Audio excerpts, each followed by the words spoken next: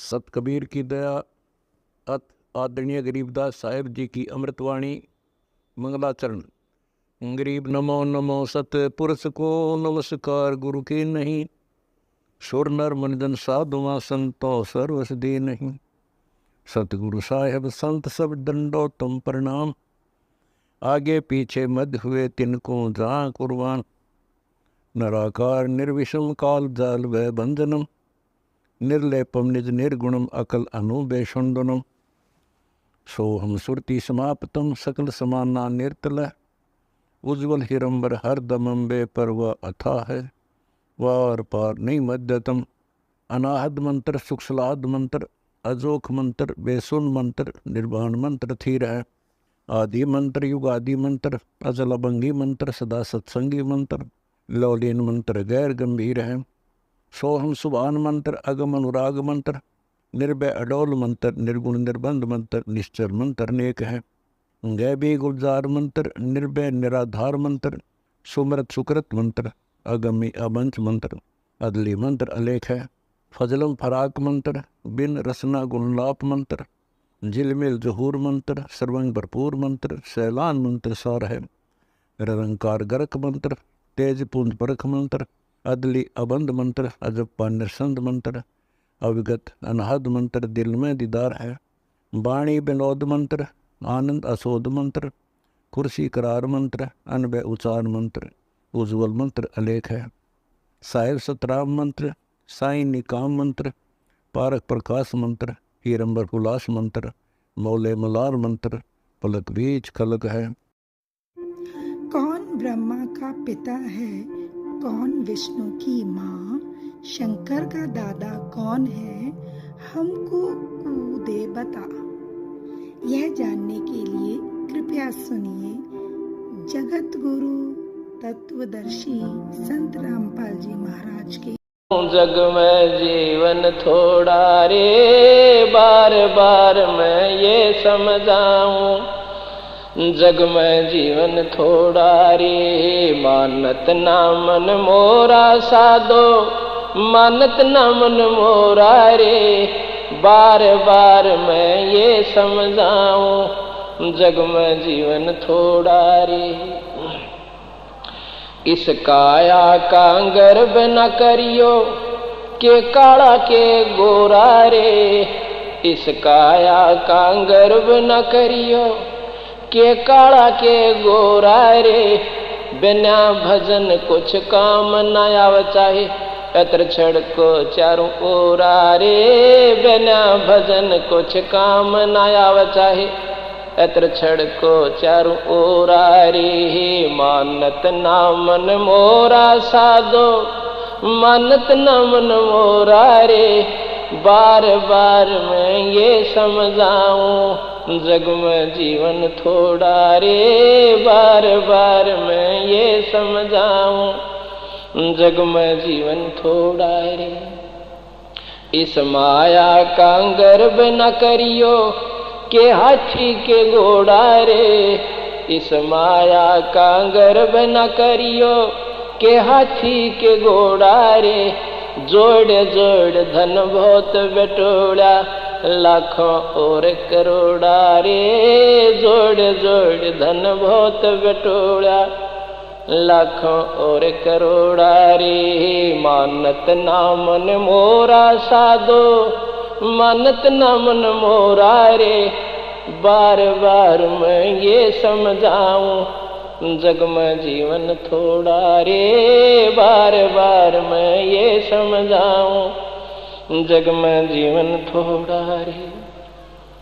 दुविधा दुर्मति चतुराई में, जन्म गया नर तोरा रे।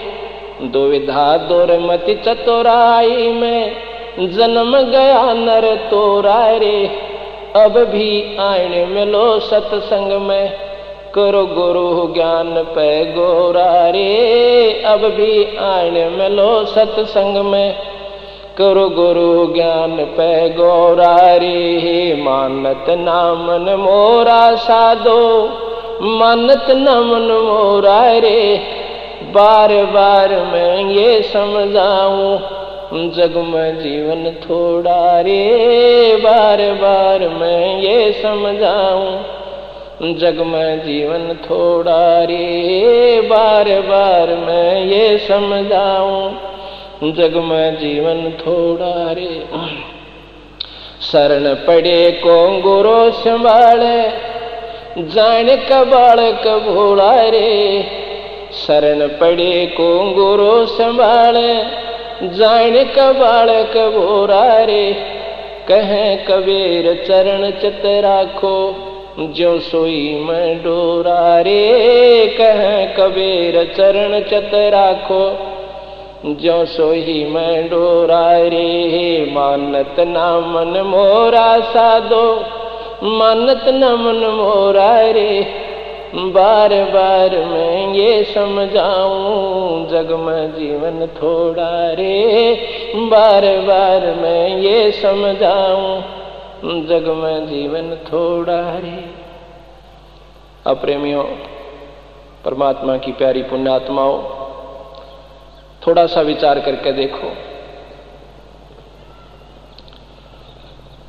कर्म से ज्यादा जीव प्राप्त नहीं कर सकता जो भाग्य में है।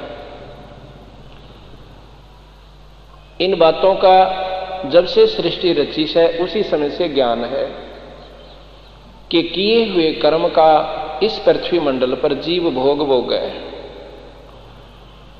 अब सुनी बात उस पर असर नहीं हुआ हमारे पर, उसके बावजूद हा हड़बड़ और खेचातानी अपनी सियाणपत या कति काम नहीं करे, और फिर भी हम सब काम नहीं करते। तो इसका कारण यह है कि हमने पूरा विश्वास नहीं है कि जो बात हमने सुनी या सत्य है। इसमें दूसरा कारण एक और बताया संतों ने, अगर भाग्य से ज्यादा आप चाहते भी हो तो भी संत शरण में आइए, आपको विधि बताई जाएगी।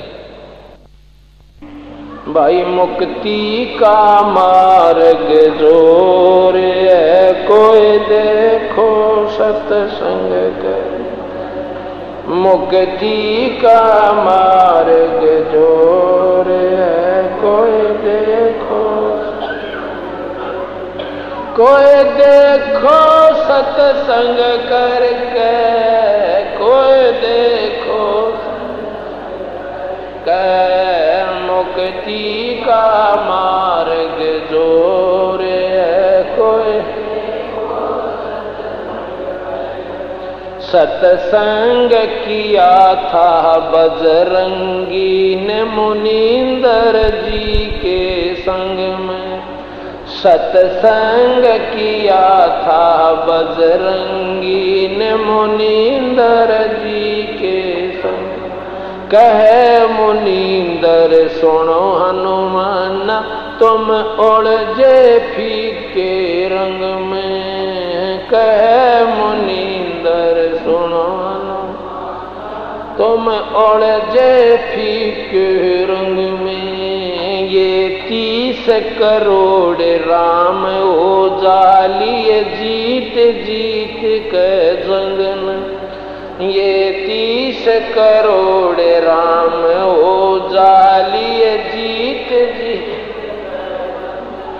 देखा सतलोक की चांदनी, पथ बूझा चरण पकड़ गए। पथ बूझा चरण पकड़ गए। मन के मुक्ति का मार्ग जोर है, कोई के मुक्ति का मार्ग जोर। कोई देखो सत्संग करके। कोई देखो मुक्ति का मार्ग जोर है, कोई साहेब जोग जीत के सत्संग में। एक दिन आगे काग भूसंडा, जोग जीत के सत्संग। एक दिन आगे का गो मन ऐसा सत्संग नहीं सुण्या मैं फिर लिया नौ खंडा। मन ऐसा सत्संग नहीं सुण्या नौ खंडा। उपदेश लिया फिर सुमरण कीन्या जब मिटा काल का दंडा। उपदेश लिया सुमरण की जब मिटा काल का। वो करे अदीनी बंदगी सतगुरु चरणा बीच पसर के। सतगुरु चरणा बीच पसर के। सतगुरु पसर के मुक्ति का मार्ग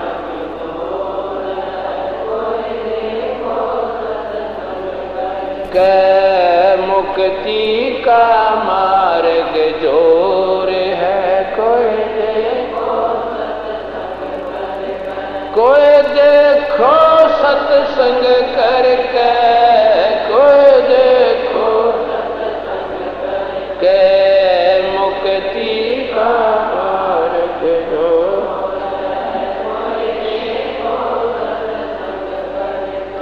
सत्संग किया था सतगुरु जी से पक्षी राज गरुड़ ने। सत्संग किया सतगुरु जी से पक्षी राज गरुड़। कहे सत सुकृत के स्वाद बतावे गूंगा खा के गुड़ ने। कह सत सुकृत के स्वाद बता गूंगा खा के गुड़।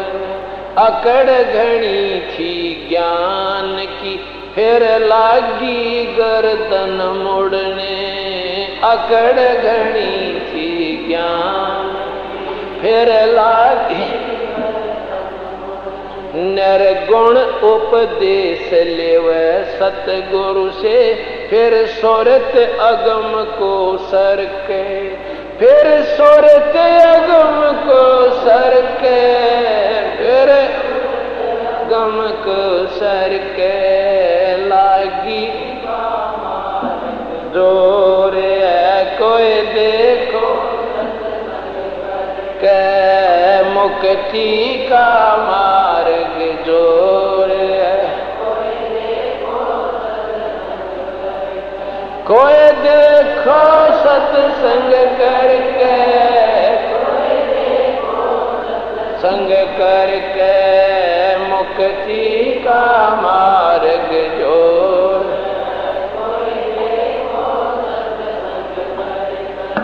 साहेब कबीर के सत्संग में एक दिन आगे गोरखनाथ था। साहेब कबीर के सत्संग एक दिन आगे गोरख। वो सिद्धि बल से बोलते सतगुरु कहें अगम की बाता। वो सिद्धि बल से बोल सतगुरु कहें अगम। जब पूर्ण सिद्धि दिखलाई तब नाथ जी रगड़ा माथा। जब पूर्ण शक्ति दिखलाई तब नाथ जी गोरख ने वेद शब्द का पाया। सतगुरु चरणा बीच पसर के। सतगुरु चरणा बीच पसर के।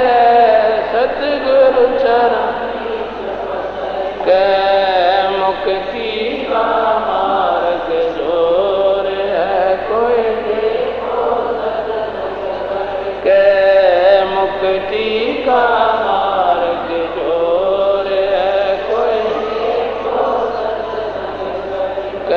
कोई देखो सत्संग करके। संग करके मुक्ति का मार्ग जोर।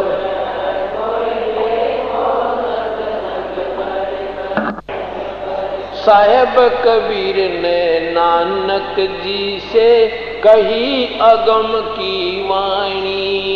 साहेब कबीर ने नानक जी कही अगम की वाणी। कह नानक मत उसको मनुजा की जोत स्वरूप निशानी। कह नानक मत वाको मनुजा की स्वरूप निशानी। जब देखी सतलोक की चांदनी वह ज्योति फीकी जाई। देखी सतलोक की चांदनी वह ज्योति फीकी। उसने वाहे गुरु सतनाम कहा था गणी उमंग में भर के।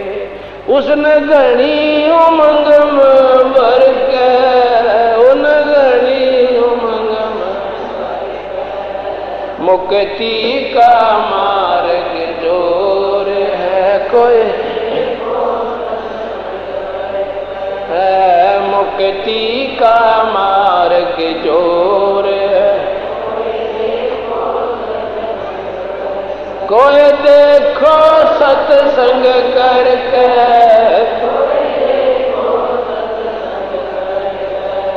मुक्ति का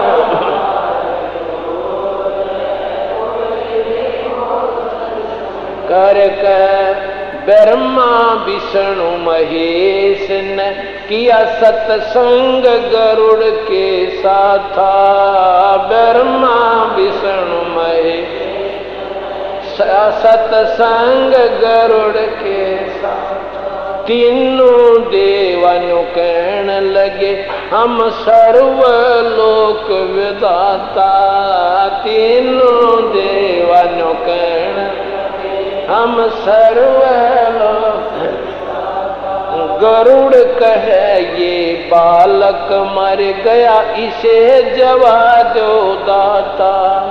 गरुड़ कहे ये बालक मर गया इसे जवाब नहीं जिया।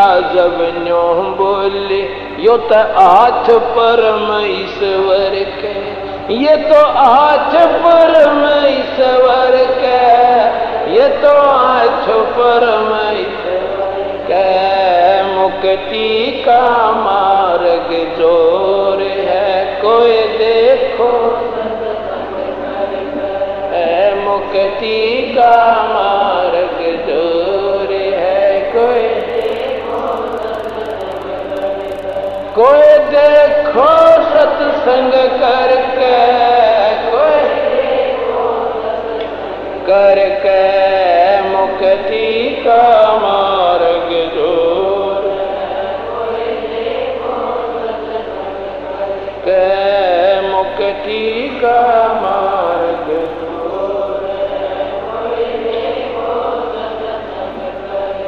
सत्संग होया था सम्मन के घर पे। किसी हुई सतगुरु में मानी। सत्संग था सम्मन के घर पे। किसी हुई सतगुरु में मानी। अन्न नहीं मुझको निरंतर भजते हैं वे इस माया का उल्लंघन कर जाते हैं अर्थात संसार से तर जाते हैं। गीता ज्ञान दाता कहता है कि जो ब्रह्मा विष्णु महेश रजगुण ब्रह्मा सदगुण विष्णु तमगुण शिव जी से ऊपर मुझे भजते हैं तो इनसे ऊपर उठ जाते हैं। ये इन बाधक कम बनते हैं। नीचे देखना अब 15वें श्लोक में स्पष्ट कर दिया है कि इस माया के द्वारा अर्थात ब्रह्मा विष्णु महेश के ही ऊपर आश्रित इनसे मिलने वाले लाभ के ऊपर जिनका ज्ञान हरा जा चुका है। माया के द्वारा जिनका ज्ञान हरा जा चुका है। असुर स्वभाव को धारण किए हुए मनुष्यों में नीच ओए होए दूषित कर्म करने वाले मूढ़ लोग मुझको नहीं भजते। अब स्पष्ट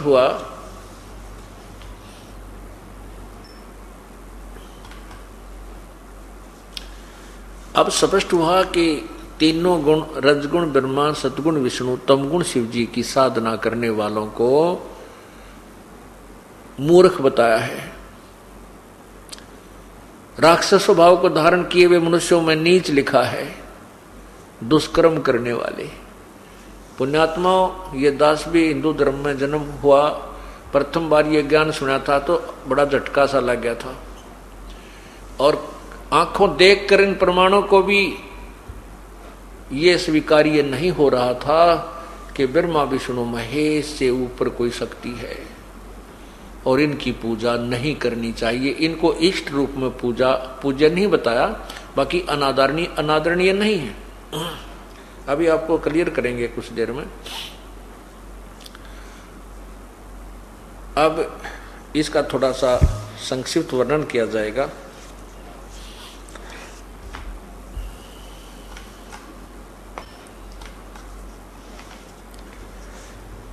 अब आपको प्रमाण देते हैं कि तीनों गुणों की पुजारियों को क्यों ऐसे बताया है। जैसे रावण ने भक्ति की थी तमोगुण भगवान शिव की, उसने क्या क्या जुल्म किए। एक पर नारी का अपहरण किया और राक्षस कहलाया। राक्षस स्वभाव को धारण किए हुए मनुष्यों में नीच ऐसा दुष्कर्म कर दिया कि भगवान की पत्नी यानी त्रिलोक की जननी को भी यानी माता को ही अपहरण कर लाया, राक्षस कहलाया। एक भस्मागिरी नाम का साधु था, उसने भगवान शिव के द्वार के आगे यानी मकान के सामने 12 वर्ष तक ऊपर को पैर करके नीचे को शीश करके भगवान शिव की उपासना की, तमोगुण भगवान शिव की उपासना की। जब वो 12 वर्ष तक साधना करता रहा, एक दिन पार्वती जी के कहने तक भगवान शिव ने पूछा कि हे महात्मा जी, आप मांगो, क्या मांगना चाहते हो मेरे से। भस्मागिरी ने उसी आसन पर तप करते हुए ज्यों का त्यों उल्टा ऊपर को पैर किए हुए कहा कि आप वचनबद्ध हो जाओ, तब मैं अपना ये तप बंद करूंगा। भगवान शिव ने कहा ठीक है, मैं वचनबद्ध हो जाता हूं, मांग क्या मांगता है। तो वचनबद्ध होते सीधा खड़ा हो गया। तप इसीलिए इतनी देर तक तप कर रहा था, इसी वास्ते खड़ा होकर कहने लगा कि मुझे आप अपना भस्म कड़ा दे दो। एक भगवान शिव के पास एक कंगन था, कड़ा था, भस्म कंडा। उसमें वो शक्ति थी कि जिसके ऊपर शीश पे न्यू करके सिर के ऊपर ऐसे करके कह दे भस्म, वही प्राणी जल जाता था, राख हो जाती थी। इसका ज्ञान उस भस्मागिरी को था। और भस्मागिरी के मन में के खोट था कि शिव जी की तपस्या करके शिव जी से ही भस्म कंडा लेकर शिव जी ने मारूं और पार्वती को पत्नी बनाऊं। जिसके उस दुष्ट उद्देश्य को भगवान शंकर भी ना समझ सके। इससे सिद्ध हुआ कि ये अंतर्यामी भी कोई ना, भगवान विष्णु जी शिव जी अंतर्यामी भी सिद्ध नहीं हुए, क्योंकि वो उसके खोट अंदर के खोट को नहीं जान सके। ये किस लिए साधना कर रहा है, तेरा शत्रु बन के तेरी तपस्या कर रहा है। अब भगवान शिव नर महात्मा के हैं, उन्होंने सोचा भी महात्मा है, जंगल में रहना होता है, अपनी सुरक्षा के लिए कड़ा मांगा होगा, दे देता हूं, ले भाई पकड़े। अब जब उस भस्मागिरी के हाथ में भस्म कंडा आया तो तेवर बदल गया। उसी समय कहने लगा, होले शंकर होशियार, तुझे मारूंगा, पार्वती को अपनी पत्नी बनाऊंगा। बताया को बात हुई। भगवान शिव जी ने सोचा अच्छा मूर्ख रहे तो देख, पागल मेरे पीछे पड़ लिया। अब भगवान शिव जी आगे आगे बस और भस्मागिरी पीछे पीछे। तो भगवान शिव विष्णु जी को पता चला, उन्होंने पार्वती रूप धारण किया और भस्मागिरी के सामने आकर खड़े हो गए। और बोले कि भस्मागिरी रुक जा, क्यों भाग रहा है, आ जा मेरे पास बैठ जा। भस्मागिरी तो ऐसी दुष्ट कर्म के लिए ये सब कुकर्म कर रहा था। 12 वर्ष तक की जो परिश्रम किया, वो पार्वती को देखते खड़ा हो गया। पार्वती जी ने कहा कि आप मुझे डांस करके दिखाओ। अब भस्मागिरी बोला, मैं तप करनिया आदमी और मुझे डांस वांस करना कुछ नहीं आता। पार्वती रूप में भगवान विष्णु जी कहने लगे, मैं तुझे डांस करना सिखाती हूँ, इस हाथ को ऐसे कर, इस हाथ को ऐसे कर, इसको ऐसे कर, इस पैर को ऐसे कर। वो करेगा मूर्ख, उसकी तो बकवाद में ध्यान था। कहने लगे इस हाथ को ऊपर ला। जब नो इस सिर पे आ लिया ना वो कड़ाई वाला हाथ, तो भगवान ने कह दिया भस्म। वो भस्मागिरी भस्म हो गया। वो भस्मागिरी फिर भस्मा असुर कहलाया। भस्मा असुर गिरी से भस्मा असुर यानी भस्मा राक्षस बन गया। फिर भगवान विष्णु ने दौड़े जा रहे शंकर के सामने प्रकट होकर कहा कि भोलेनाथ रुक जा। विष्णु जी, भगवान शंकर बोले, विष्णु भाग ले भाग ले। वो ऐसे ऐसे उसने भस्मागिरी ने मेरे से भस्म कंडा प्राप्त कर लिया है, वो फूंक देगा, भाग ले। तो भगवान विष्णु ने कहा कि ये देख, तेरा भस्म कंडा मैं ले आया हूं, और उसको भस्म कर दिया है। तो कहने का भाव ये है कि तमोगुण की उपासना करने वाले राक्षस स्वभाव को धारण किए हुए मनुष्यों में नीच दुष्कर्म करने वाले ये मूर्ख सिद्ध हो गए। तमोगुण के उपासक तो ऐसे। अब ब्रह्मा का रजोगुण का उपासक श्री विष्णु जी के साथ हिरण्यकशिपु ने द्वेष लगा लिया और ब्रह्मा जी की उपासना की, ब्रह्मा जी की साधना करके सिद्धि प्राप्त कर ली। सिद्धि प्राप्त करके फिर अपने आप भगवान बन बैठा, अपने ही पुत्र का शत्रु बन गया कि मेरी भक्ति करो, विष्णु भगवान की पूजा मत करो। राक्षस कहलाया, कुत्ते वाली मौत मरा।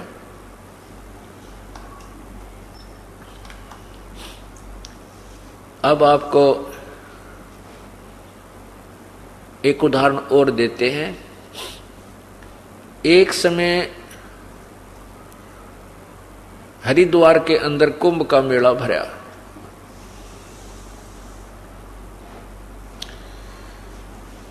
कुंभ का मेला भरता है, उसमें स्नान करने के लिए सभी ऋषिजन, ये महात्मा, गिरी, पुरी, नाथ, कनपाड़े, नाग्य, वैष्णु, ये सब जाते हैं। और वहां जाकर के ये अपने अपने ग्रुप में, अपने अपने समुदायों में इकट्ठे हो जाते हैं। और फिर वो इकट्ठे ही स्नान करने के लिए उस विशेष तिथि को विशेष समय में, जो पूर्व निर्धारित किया गया होता है कि इस दिन पर भी लगेगी तो स्नान की, वो स्नान करने के लिए जाते हैं। इसी प्रकार आज से लगभग 350 वर्ष पूर्व एक कुंभ का मेला हरिद्वार में हर की पैड़ियों पर भी हुई थी, उसकी यानी भरा था। उसमें स्नान करने के लिए सबसे पहले नागा, कति नंगे रहा करें, उनको नागा साधु कहते हैं, वो भी शिव जी के पुजारी हैं। ये नागा, गिरी, पुरी, नाथ, नागा को उग्गड़ भी कहते हैं, ये भगवान शंकर तमोगुण के उपासक हैं।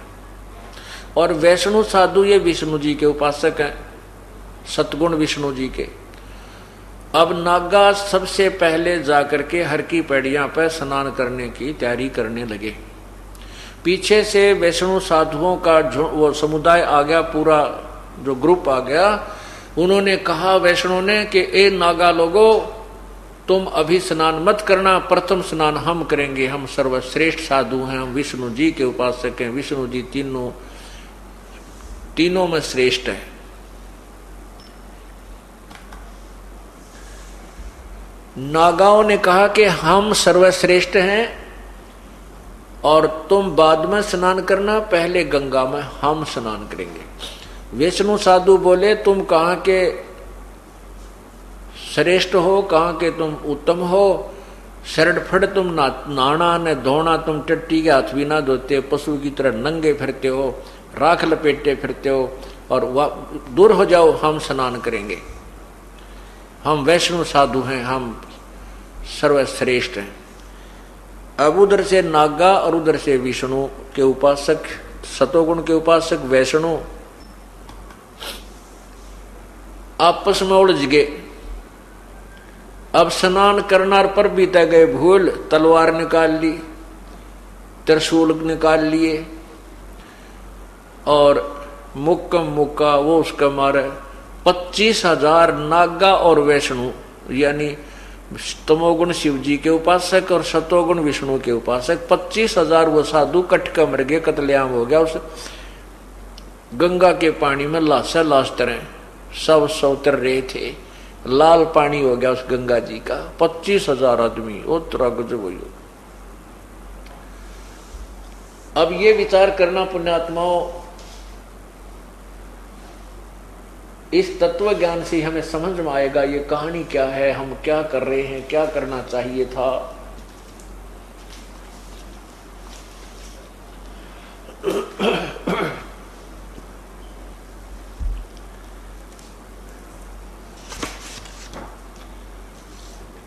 अब इसके विषय में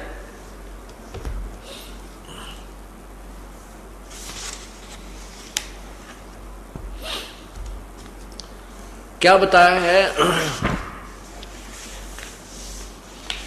तीर तुपक तलवार कटारी जमदड़ जोर बधावे हैं, हर पैड़ी हर हेत न जाना वहां जाकर चलावे हैं।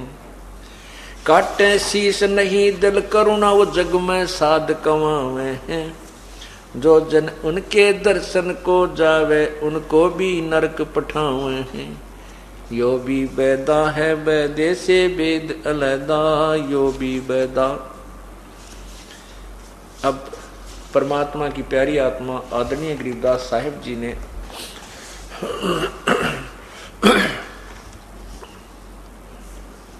कबीर परमेश्वर से तत्व ज्ञान प्राप्त करके फिर उसका आगे विश्लेषण किया है, उसमें आपको हम सुनाते हैं।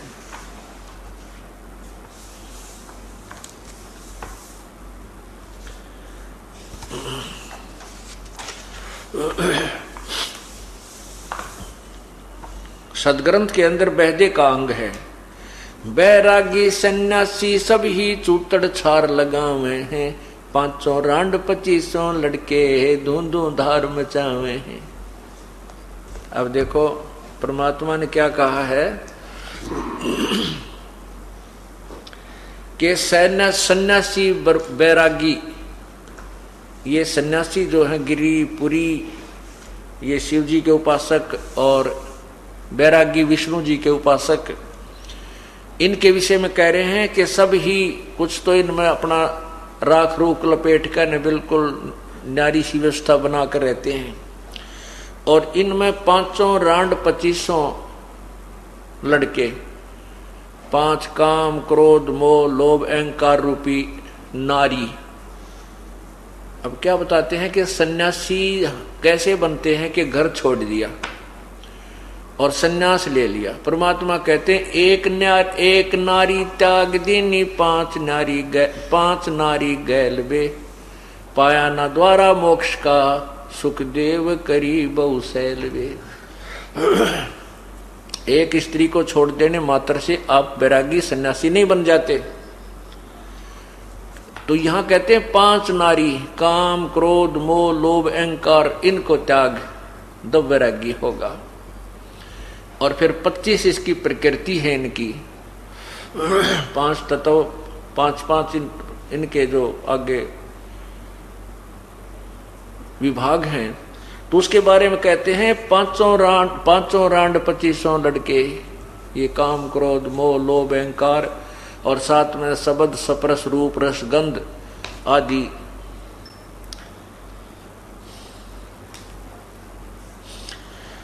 बैरागी सन्यासी सब ही चूतड़ छार लगावे हैं, 500 रांड 2500 लड़के धूंधू धार मचावे हैं। जो भी बैदा है, बैदा माने व्यर्थ यूजलेस, मतलब कति जिसका कोई फायदा नहीं करने का, जो साधनाएं तुम करते हो वो बेहदा में गिनी है, वो व्यर्थ गिनी है, यूजलेस।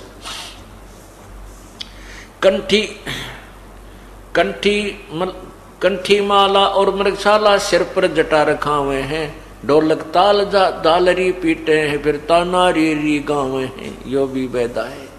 ये भी व्यर्थ की बकवाद है, ये भक्ति मार्ग नहीं है। बेहदा क्यों जाना हम सतगुरु भेंट्या यूं जाना, क्योंकि तुमने क्या पता लग गया कि ये व्यर्थ है।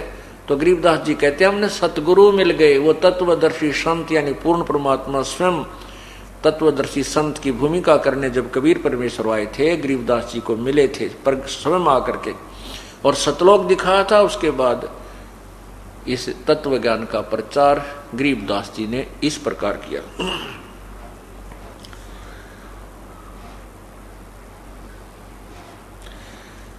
करवा और कोपीन लिए जो बनखंड गुफा बनावे हैं, खुद्या कुत्ती घट में दूती, फिर गृह द्वारे जावे हैं। सन्यासी हो गए, घर छोड़ दिया, वन में जाके गुफा बना ली और भूख लगी, फिर गांव में आए शहर में रोटी मांगने। कहते हैं करुआ और कोपीन लिए, एक करुआ यानी लोटा ले लिया और शरीर पर कति नंगा एक लंगोट बांध लिया पर्दे पे, कति त्यागी बन गया और गुफा बना ली और रोटी मांगने फिर गांव में आया। बता क्या का वैराग लिया तूने। परमात्मा कहते हैं अपने घर में रह, काम कर, बाल बच्चा में रह और भक्ति कर, बड़ी बनाई रोटी मिले, किधर धक्के खाने ना कि ताना न जाना। करवा और कोफीन लिए जो बनखंड गुफा बनावे हैं, खुदा कुत्ती घट में दूती, क्षुदा भूख, फिर गृही द्वारे आवे हैं। फिर गृहस्थी के द्वार ने आगे आते हाथ फैलाते हो तुम, तो बता फिर गांव छोड़ने का क्या फायदा हुआ, घर त्यागने का क्या यूज हुआ, क्या फायदा हुआ। खाकी और निर्वाणी नागा, ये नागे महात्मा सिद्ध जमात चना हुए हैं। रणसिंगे तुरही तुतकारा, फिर गागड़ भांग घुटावे हैं। ये विकार और फिर न्यारे शुरू कर दें, घर छोड़ने पीछे। काशी गया प्रयाग महोदित जगन्नाथ को जावे हैं। लोहागर और पुष्कर परसे है, द्वारका दाग दगावे हैं। तीर तुपक तलवार कटारी जमदड़ जोर बंधावे हैं। हर पैड़ी हर हेत न जाण्या, वाजा तेग चलावे हैं। यो भी बैदा है, बैदे से भेद अलैदा। काटे शीस नहीं दल करुणा, वो जग में साध कमावे हैं। जो जन उनके दर्शन को जावे, उनको भी नरक ले जावे। कहते ऐसे गुरुओं ऐसे संतों के जो दर्शन करने जाओ, उनको भी नरक का भागी बनाते हैं।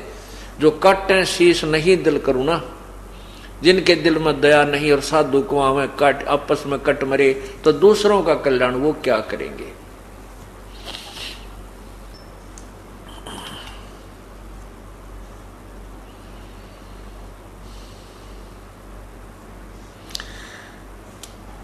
सन्यासी शंकर को भूले, बम्ब महादे झावे हैं।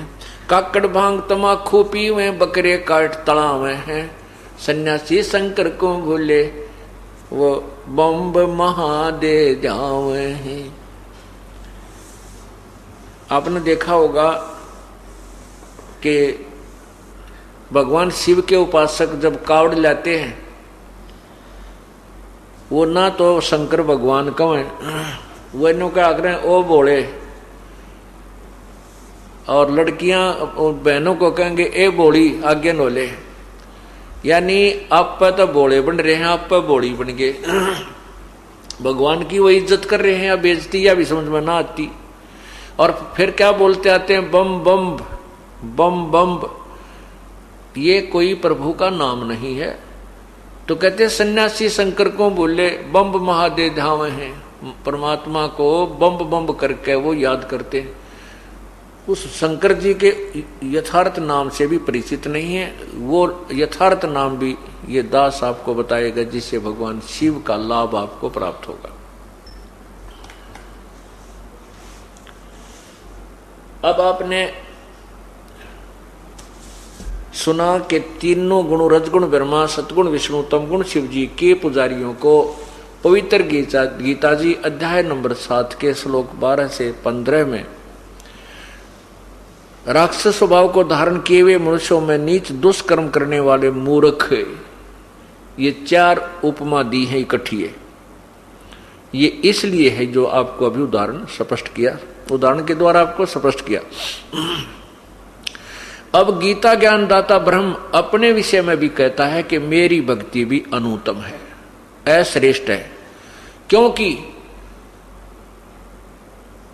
गीता अध्याय नंबर 4 श्लोक 5 में कहा कि अर्जुन तेरे और मेरे बहुत जन्म हो चुके हैं, तू नहीं जानता मैं जानता हूं।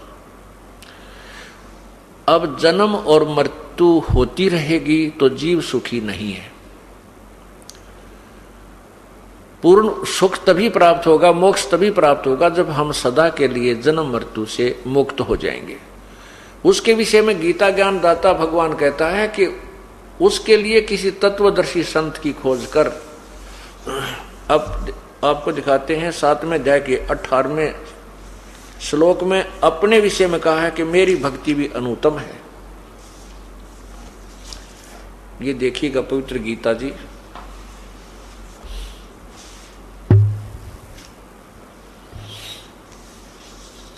अध्याय नंबर 7 के अब 15 तक आपने पढ़ा। ये देखिए 15वें का,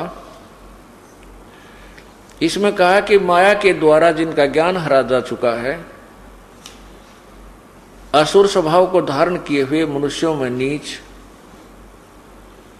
दूषित कर्म करने वाले मूर्ख मूढ़ लोग मुझको नहीं बचते, गीता ज्ञानदाता कह रहा है। अब मुझको नहीं बचते, इससे सिद्ध है कि तीनों गुणों कोई और हैं जो पूजा करते हैं, वो ब्रह्मा विष्णु महेश है। अब 16 में लिखा है कि मेरी भक्ति भी 4 प्रकार के करते हैं। हे भारतवंशुम श्रेष्ठ अर्जुन, उत्तम कर्म करने वाले अर्थार्थी, आरत, जिज्ञासु और ज्ञानी, इस ऐसे 4 प्रकार के भजन मुझको भगतजन मुझको भजते हैं। क्या बताते हैं कि मेरी साधना भी, अब तो कह रहे हैं कि मेरी भक्ति नहीं करते, ये अन्य देवताओं की पूजा करते हैं।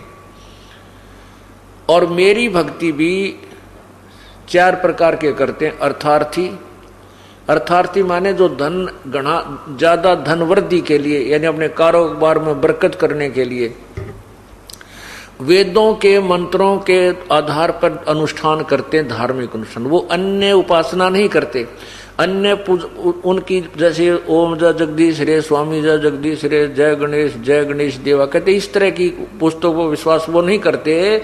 वो केवल वेदों पर विश्वास करते हैं और वेदों के मंत्रों के आधार पर ही वे धार्मिक अनुष्ठान किया करते हैं, वो अर्थार्थी। और फिर आरत, संकट निवारण के लिए भी वेदों के ही मंत्रों का यानी श्लोकों के उच्चारण उन अनुष्ठानों के आधार पर करते हैं। और तीसरा जिज्ञासु, जिज्ञासु वो होता है जो परमात्मा प्राप्ति के लिए दृढ़ता से चलता है और उसने फिर ज्ञान ग्रहण कर, संतों के पास जाता है, ज्ञान ग्रहण कर लेता है। उस ज्ञान के ऊपर अनुसरण ना करके वो वक्ता बन जाता है, वो ज्ञानी, वो जिज्ञासु, वो भी व्यर्थ बताया। जो चौथा ज्ञानी है, चौथे ज्ञानी को इन तीनों से ठीक बताया कि वो ज्ञानी जो है वो मेरी भक्ति करता है। ज्ञानी किसे कहते हैं? जिसको ये ज्ञान हो गया कि मनुष्य जीवन बार बार नहीं मिलता और मनुष्य जीवन प्राप्त करके भक्ति करनी चाहिए। वेदों में उन्होंने पढ़ा कि एक ही परमात्मा है जो जिसकी भक्ति करने से जीव का पूर्ण कल्याण हो सकता है। उस एक ही प्रभु की भक्ति करनी चाहिए, अन्य उपासना अन्य देवताओं की, ब्रह्मा विष्णु महेश आदि की नहीं करनी चाहिए।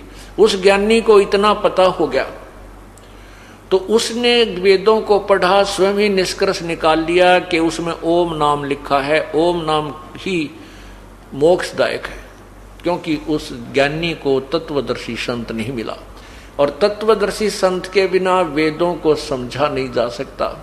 गुरु बिन काहू न पाया ज्ञाना, जो थो था बुछड़े किसाना। गुरु बिन वेद पढ़े जो प्राणी, समझन सार रहे अज्ञानी। तो उन ज्ञानी व्यक्तियों ने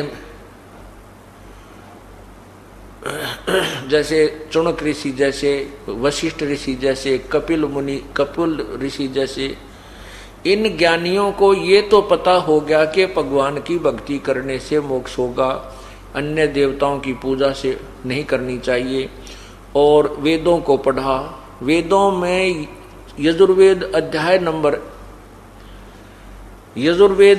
नंबर 40 के मंत्र नंबर 15 में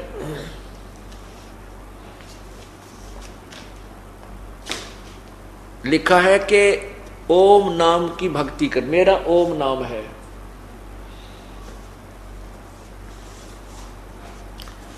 ये वेदों का ज्ञानदाता और गीता जी का ज्ञानदाता ब्रह्म है। अब देखिए यजुर्वेद में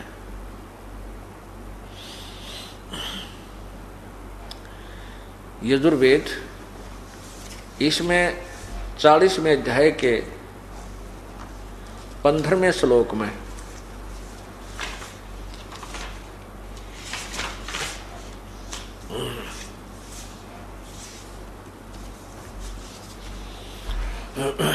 इसमें है 40वां अध्याय यजुर्वेद भाषा भाष्यम 44वां अध्याय यानी 40वां अध्याय। नीचे देखो यहाँ पर ये 15वां मंत्र है।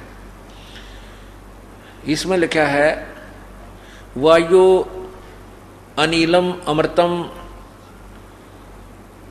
भस्मांतम शरीरम ओम करतो समर किलवे समर और करतुम समर। इसका क्या अर्थ बनता है कि ओम नाम का स्मरण।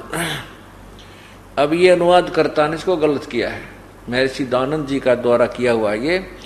इन्होंने इसमें शब्द लिखा है कि ओम करतो समर, करतो माने काम करते करते, किलबे माने विशेष कसक के साथ, और कर्तुम अपना वास्तविक कर्तव्य जानकर, मनुष्य जीवन का मूल कर्तव्य जानकर ओम नाम का सिमरण कर। इसका सीधा अर्थ बनता है वायोर अनिलम अमृतम इदम भस्मांतम शरीरम।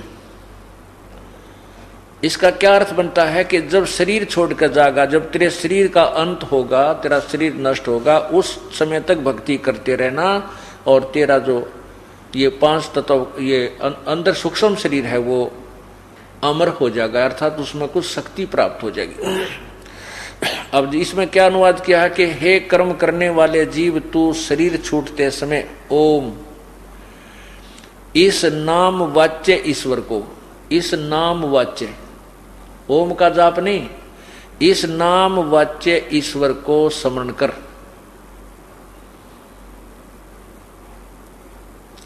अपने सामर्थ्य के लिए पर परमात्मा और अपने स्वरूप का स्मरण कर, अपने किए का स्मरण कर। इस संसार का धनजादि रूप वायु, कारण रूप वायु को कारण रूप वायु अविनाशी कारण को धारण करता, इसके अनंतर यह नष्ट होने वाला सुखादि का आश्रय शरीर अंत में भस्म होने वाला होता है, ऐसा जान। इसका सीधा सा अर्थ है, देखो फिर समझदार आदमी हो, ओम करतो समर किलवे समर करतुम समर। ओम नाम का जाप काम करते करते सिमरण करो, कलबे माने विशेष कसक के साथ सिमरण कर, और करतुम अपना मूल कर्तव्य जानकर सिमरण कर। सीधा से अर्थ है, इसमें कोई गोलमोल की बात है कोई ना। अब ये तो गीता ज्ञान वेद ज्ञान दाता अपने लिए कह रहा है। अब इसमें 17वें श्लोक में 2 भगवान, कोई और भगवान बताया है, नीचे देखो 17वां। इसमें लिखा है कि हे मनुष्यो, जिस ज्योति स्वरूप रक्षक मुझ से अविनाशी यथार्थ कारण के आच्छादित मुख के तुल्य उत्तम अंग का प्रकाश किया जाता है, जो वह प्राण व सूर्य मंडल में पूर्ण परमात्मा है। यानी वेद ज्ञान दाता किसी और पूर्ण परमात्मा के विषय में कह रहा है। वह पर प्रोक्ष रूप, वो तो गुप्त है, प्रोक्ष रूप है। और अहम में खम्भ, खम्भ माने स्वर्ग भी होता है, या आकाश भी अर्थ होता है। मैं आकाश में, मैं ब्रह्म, अहम ब्रह्म, ये ऊपर इसका देखना। हर्मेन पात्रेण सतस्य अपहितम मुखम ये असौ आदित्य पुरुष स अहम ओम खम्ब ब्रह्म। ओम अहम मैं, ओम खम्ब ब्रह्म, खम्ब माने स्वर्ग में ब्रह्म। मैं जो गीता वेद ज्ञान दाता कह रहा है कि मैं ब्रह्म, और ओम नाम के जो जाप करते हैं उसको ब्रह्म तक ले जाता, यानी स्वर्ग तक जाते हैं। और वो परमात्मा तो गुप्त है, आगे लिखा है प्रोक्ष है, सब गुण कर्म कर प्रोक्ष है। मैं आकाश के तुल्य व्यापक, सबके गुण कर्म और स्वरूप करके अधिक हूँ। ओम ओम सबका रक्षक जो मैं उसका ओम ऐसा नाम जानू। अब इसमें क्या है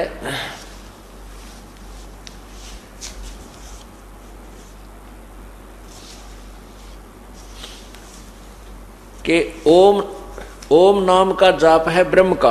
अब इसके साथ साथ आपको यही गीता ज्ञान दाता ब्रह्म अपने विषय में 8वें अध्याय के 13वें श्लोक में कहता है कि मेरा ओम नाम है। ये पवित्र गीता जी देखिएगा 8वें अध्याय के 13वें श्लोक में।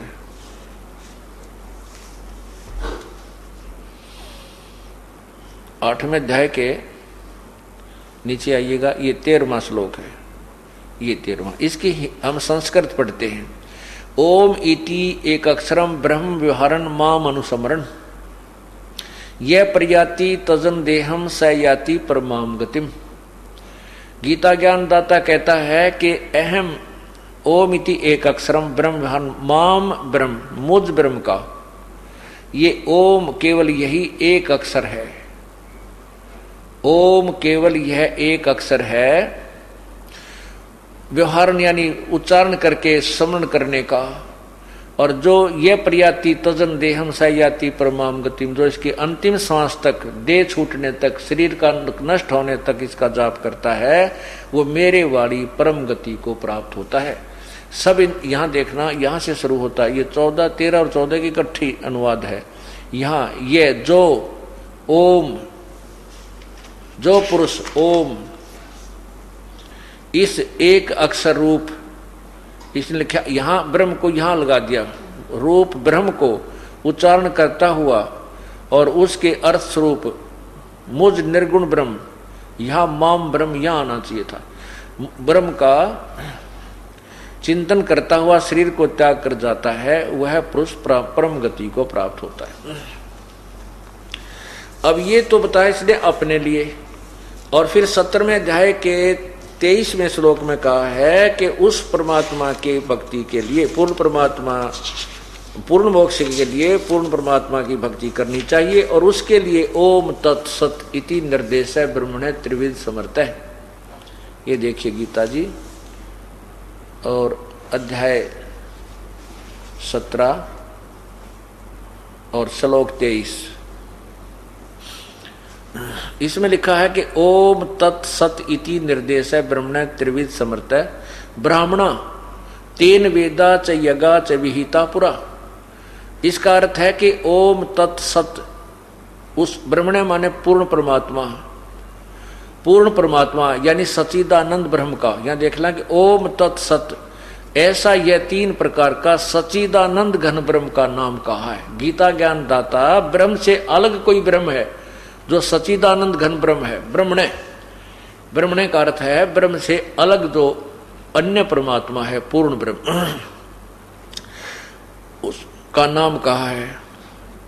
उससे सृष्टि आदि काल में ब्राह्मण और वेद तथा आदि रचे गए। नहीं, इसका अर्थ यह बनता है कि सृष्टि के प्रारंभ में ब्राह्मणा यानी विद्वान पुरुष, ब्राह्मण का अर्थ विद्वान पुरुष होता है। तो ब्राह्मण यानी विद्वान पुरुष उसी आधार पर अपनी साधनाएं किया करती थी। अब इसके लिए बताया कि पूर्ण परमात्मा की साधना तो 3 मंत्र के जाप से, ओम तत्सत अब अपना तो बता दिया कि मेरा बुझ ब्रह्म का तो ओम नाम है, उसका जो अंतिम सांस तक समन करता रहेगा मुझे प्राप्त होगा। और उस परमात्मा के पाने के 3 मंत्र का जाप है ओम तत्सत। ओम और ये तत् मिलकर के सतनाम बनता है। ये 2 अक्षर का होता है। इसमें एक ओम मंत्र है, दूसरा गुप्त है जो ये दास बताएगा जो उपदेश लेता है। तो उस 2 अक्षर के मंत्र तय एक सतनाम बनता है। और फिर तीसरा जो सत्य है वो सार नाम है।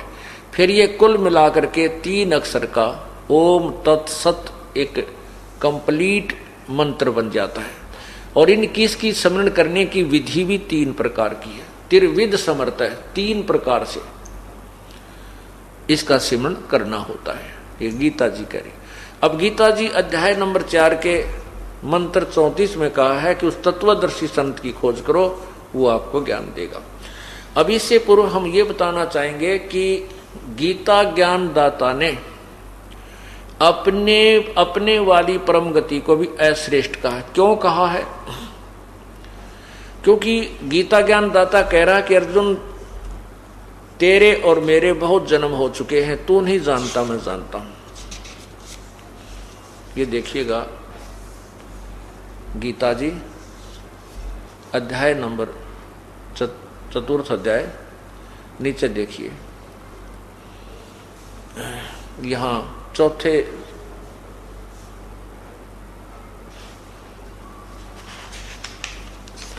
5 में ये है परमात्मा की कथा सुनो, परमात्मा की कथा की चर्चा करो।